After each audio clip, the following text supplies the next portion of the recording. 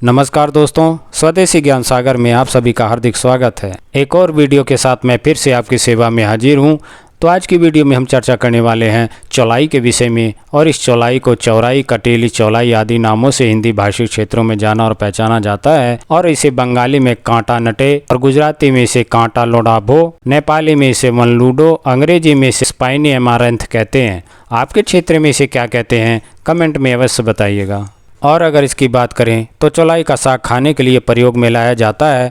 चौलाई भारतवर्ष में सभी राज्यों में पाई जाती है, विशेषकर गर्म प्रदेशों में ये अधिक होता है। इसकी कई किस्में पाई जाती हैं, जैसा कि आप वीडियो में देखेंगे। वीडियो मैंने पहाड़ी पर बनाया है जो पथरीली थी। यहाँ पर चौलाई की अलग अलग प्रजातियाँ मुझे देखने को मिली, तो सोचा कि आपको भी इसको दिखाया जाए और इसके गुणों के बारे में बताया जाए। सच में ऐसा लगा जैसे यहाँ पर किसी ने इन्हें बोया हो और इनकी यहाँ पर खेती की गई हो। इसका प्रयोग चिकित्सा के रूप में भी किया जाता है। तो चलिए जानते हैं इसके गुणों के बारे में। तो इसके गुण इस प्रकार से हैं। यह शीतल, मधुर, लघु, रुक्ष, कफ, पित्त शामक, दीपन रुचि कारक, मूत्रवर्धक, मल भेदक तथा यह प्रदरनाशक होता है। और साथ ही में यह विष, खांसी तथा जलन को यह दूर करने वाला होता है।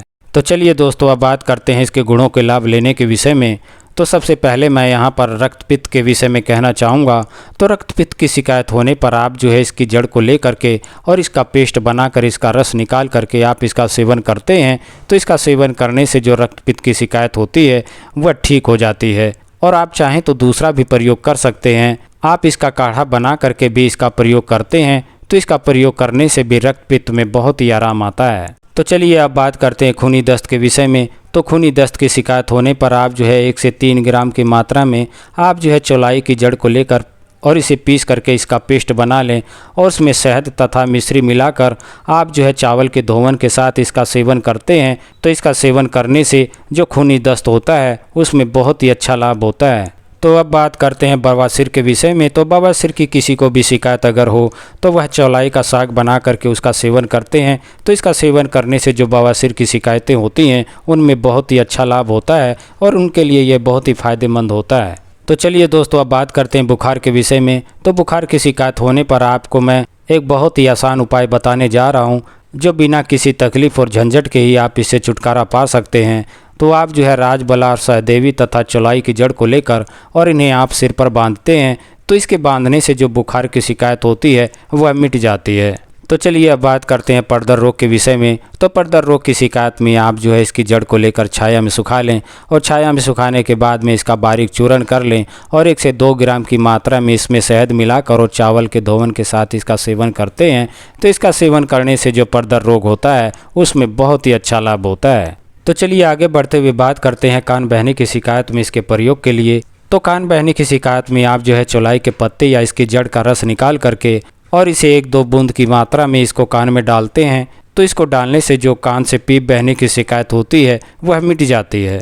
तो चलिए अब बात करते हैं सुजाक और उपदंत से होने वाली तकलीफ़ों से छुटकारा पाने के लिए। तो जैसे पीप बहने की शिकायत होती है और पीड़ा और दर्द की भी शिकायत होती है, तो उससे छुटकारा पाने के लिए आप जो है 10 ग्राम की मात्रा में इसकी जड़ का रस निकाल करके और उसमें मिश्री मिला करके इसका सेवन करते हैं, तो उसका सेवन करने से सुजाक और उपदंत से होने वाली तकलीफ़ों से छुटकारा मिल जाता है। तो चलिए अब बात करते हैं चूहों के विष के विषय में।